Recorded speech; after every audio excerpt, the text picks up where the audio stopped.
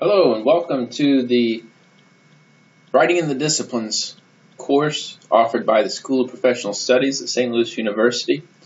This course will integrate basic writing skills and also foundational theology. My name is Alden Bass and I'll be the instructor for the theology portion of this course.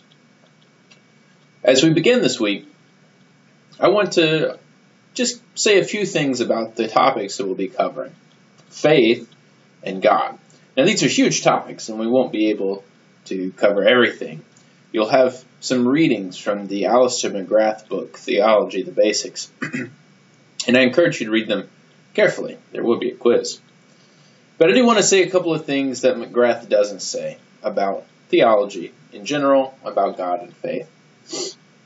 Theology is an academic discipline. It's not something that's just done in Sunday school or churches.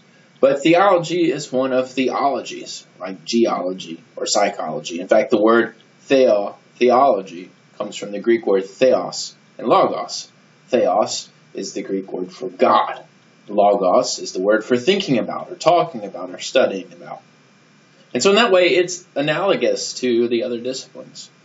Geology is the study of the earth, the study of rocks. Psychology is the study of the soul or the human mind. And we could go on. So in those ways, theology is analogous to these other disciplines. In other ways, however, theology is unique. Whereas geology has a particular object of study, the earth, rocks, and psychology also, the human mind or psyche. Theology does not have an object of study. Now, you may say, well, isn't God the object of study? After all, it's theology, the study of God. But is God an object, like a rock, or even a human mind? Every major world religious tradition would say, no, God is not an object. God's not a thing at all, certainly not a thing like the other things in the universe. In fact, the mystical traditions of these great religions all agree that God is not a thing. God is no thing. God's nothing. But that's getting us well beyond what we could possibly do in this course.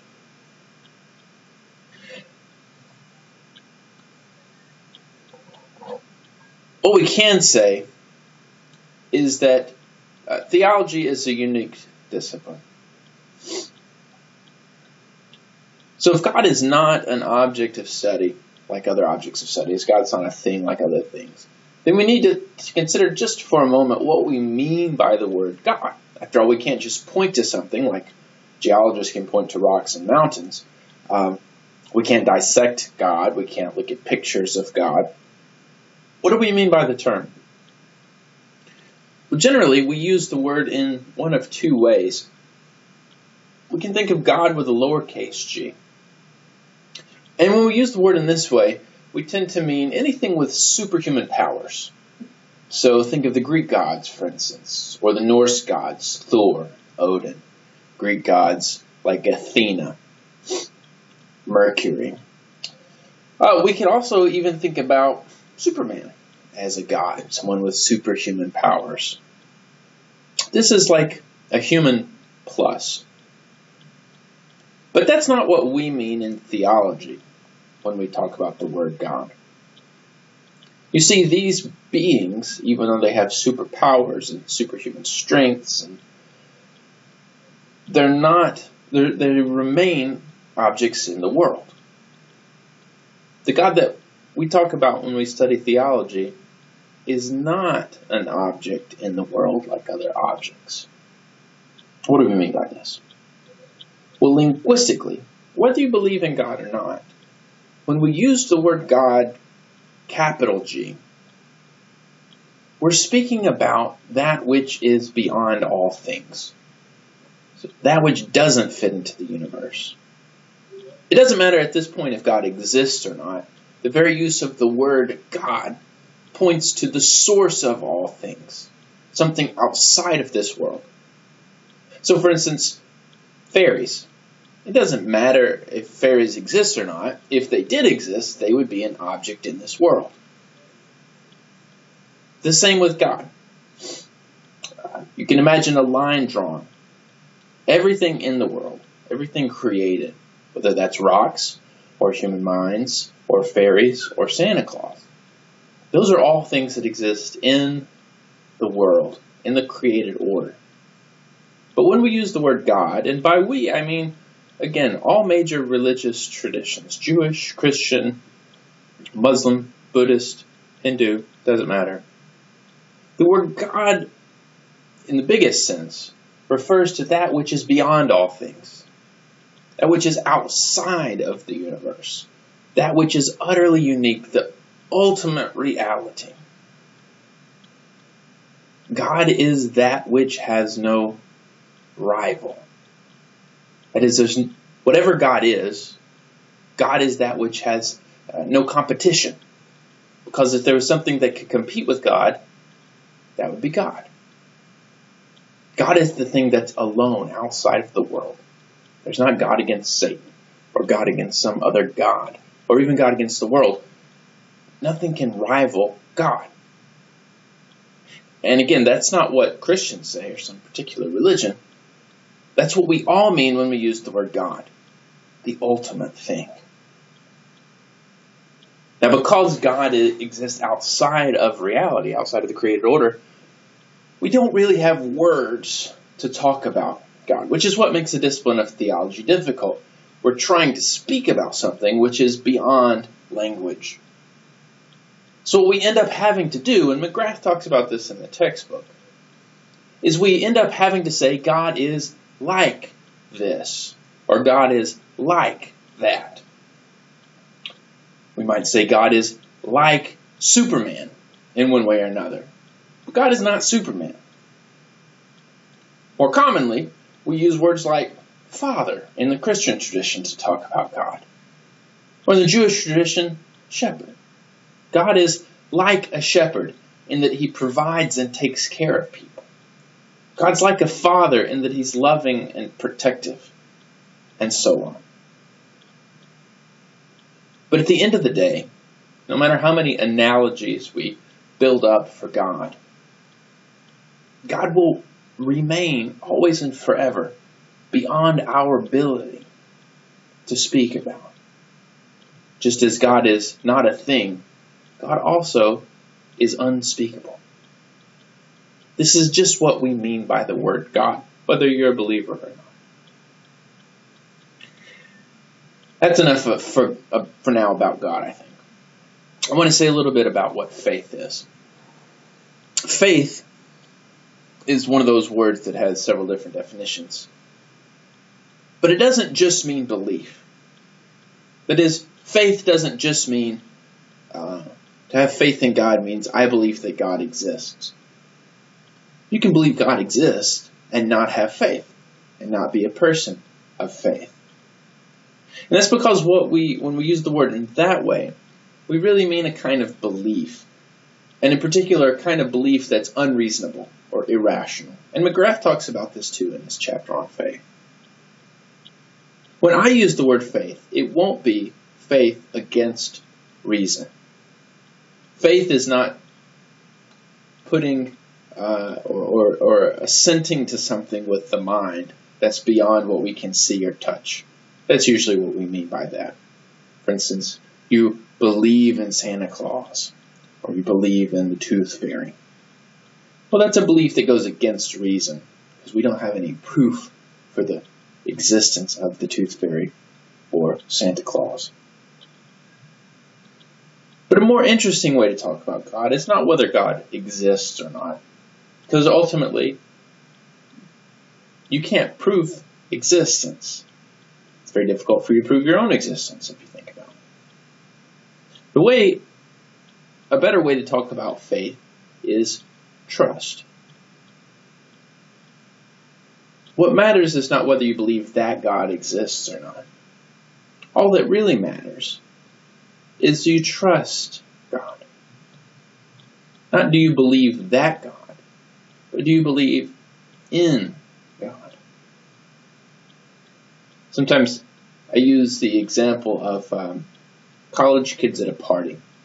If you're at a party and you meet someone and you don't know them well, but you need a ride home. You have to make a decision whether you're going to get in the car with them. This is an important decision. Maybe people have been drinking. What are the motives of this person? You don't know, but you need a ride. Do you trust the person? Do you believe in them? Do you have faith that they're going to get you home safely? Well, that's a real life issue. That's where the rubber hits the road.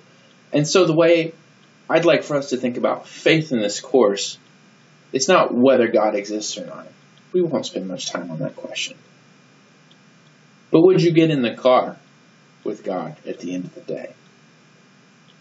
However we understand God, and that's a big question, will God get us home? That's a more interesting question for theology.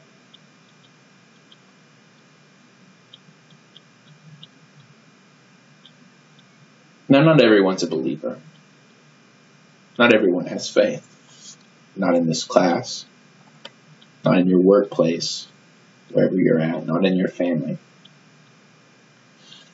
At least in the sense of belief in that first sense, believing that God exists.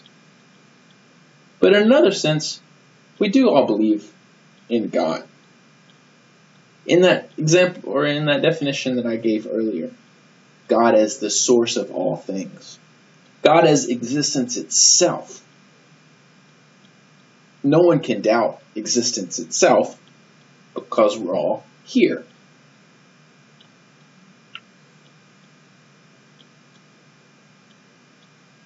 We don't think much about existence. At least, I don't think normal people think much about existence. You just take it for granted.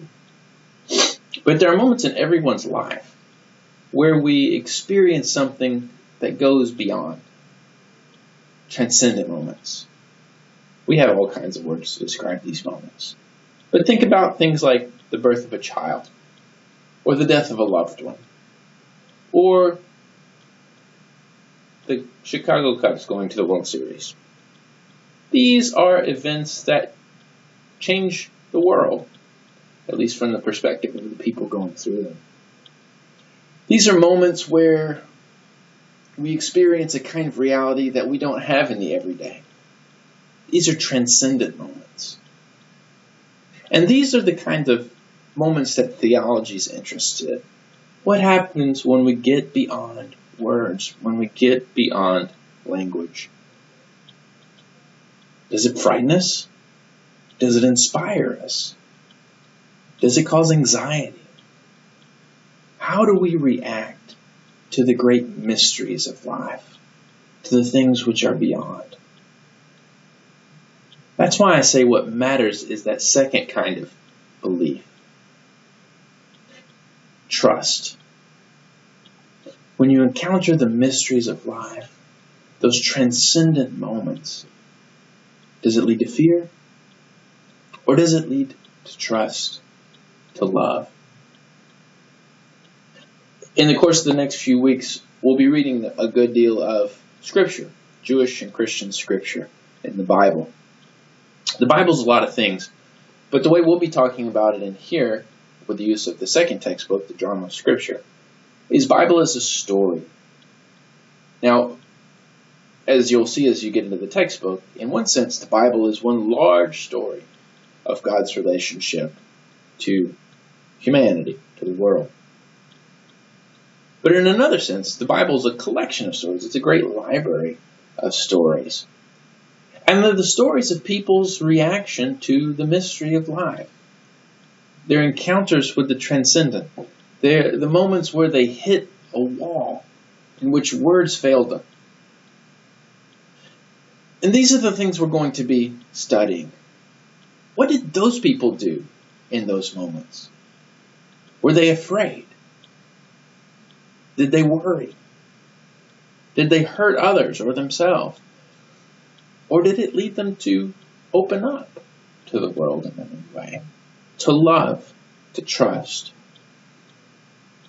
As we read these encounters, we won't just be looking at history, although there's a good bit of history in the Bible. We won't just be looking at entertaining stories, although there are some fantastically entertaining stories. What we'll be doing